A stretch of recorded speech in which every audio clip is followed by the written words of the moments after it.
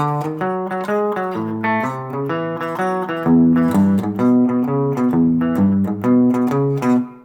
there, Riff here from Blues Guitar Unleashed. Welcome and thanks for joining me. In today's video, we're going to do something kind of a cool little boogie woogie blues riff. Fairly easy, so if you're more of a beginner, early intermediate stages player, this is probably great for you.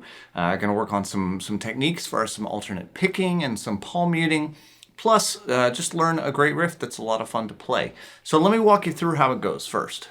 First and foremost, starting at the low E, right? So the couple of technique things that I want to point out. I don't want you to let everything ring out, which I know for beginners is more common. You hear that kind of extra noise? Maybe you can't hear it because I don't have a lot of overdrive, but there's extra stuff ringing, and we don't want extra stuff ringing. You have to control the vibration that comes off of your guitar at all times. So I want you to get used to having just a little bit of palm mute with my picking hand down by the bridge. So I get just a subtle note instead of a big loud ringing out note. It almost never happens that I do this. It seems like always I want to have a little bit of mute on it. Now the second note is an octave higher. It's the second fret on the fourth string. That may be super challenging for you. If that turns out to be super challenging for you and it turns out to be a place that you often make a mistake, just play the open low E twice. Then we're going to play the third fret and then the fourth fret on the sixth string. Second, second, fourth, second on the fifth string. Notice that I'm going to alternate pick this. Down, up, down, up, down, up, down, up. Rhythmically, there's a little thing there that tells me that 2 eighth notes are the equivalent of a quarter note and an eighth note as a triplet group. You don't have to know what that means, you just have to do what I'm going to say. Which is, instead of counting 1 and 2 and 3 and 4 and, which is what you normally see with all these eighth notes, it's going to be 1 and da. And we're going to play 1 and da, 2 and da, 3 and da, 4 and da. That's how we get the swing feel.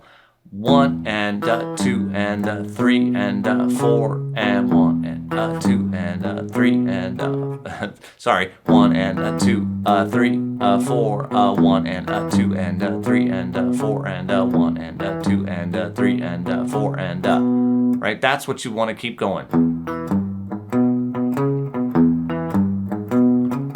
And it doesn't matter how slow you have to go. If it's 1 and 2 and 3 and 4 and but that's what it takes to get it right, then do that, because I can promise it'll get better and it'll be well worth your time in the long run.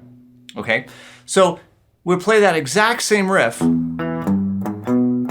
4 times, because at the beginning of a 12-bar blues, the 1 chord happens 4 times. Then we're going to go up to the 4 chord, A7. So in this case, we're going to just take that entire riff and move it up a string. So open 5th string, 2nd fret on the 3rd string. Again, if you prefer 2 opens would do. 3rd fret, 4th fret on the 5th string, 2nd, 2nd, 4th, 2nd on the 4th string. 1 and 2 and 3 and 4 and do it again. 1 and 2 and 3 and 4 and then we're back to the E.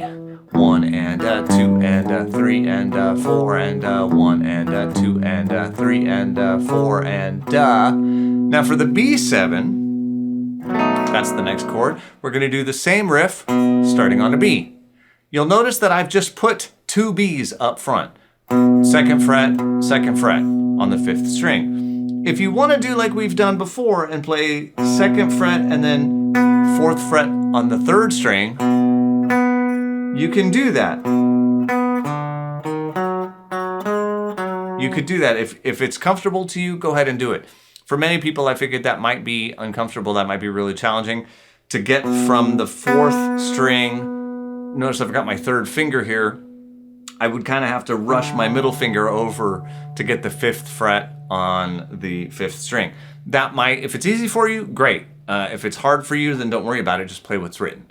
So we have 2 2s, 5th and 6th all on the 5th string, 4 4 6 4 on the 4th string.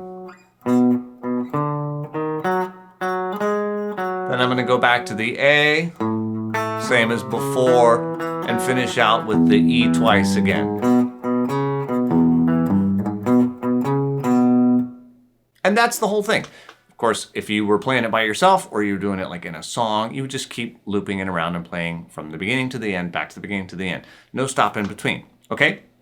So the main thing here, as always, get that little bit of palm mute in when you play. Don't... There may be times when you want that, like if you're trying to do like a country kind of vibe, you may want that type of a sound, but I'm telling you, like 99.9% of the time that I play that low E string, I add a little palm mute.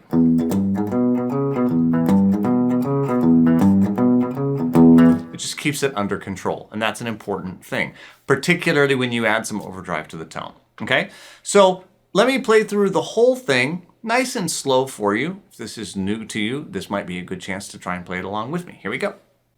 1, 2, 3, 4, 1, 2.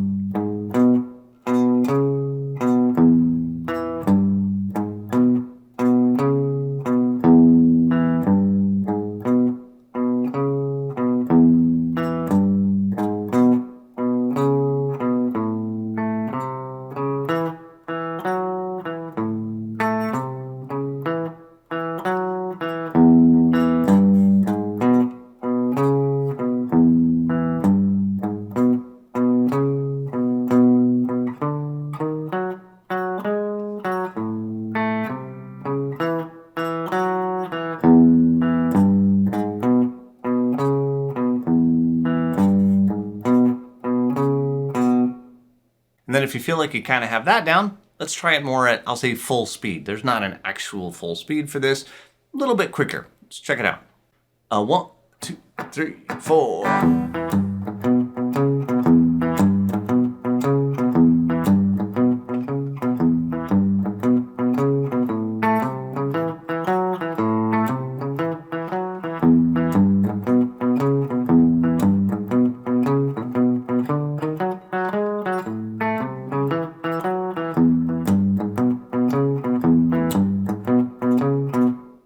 All right, and there you have it.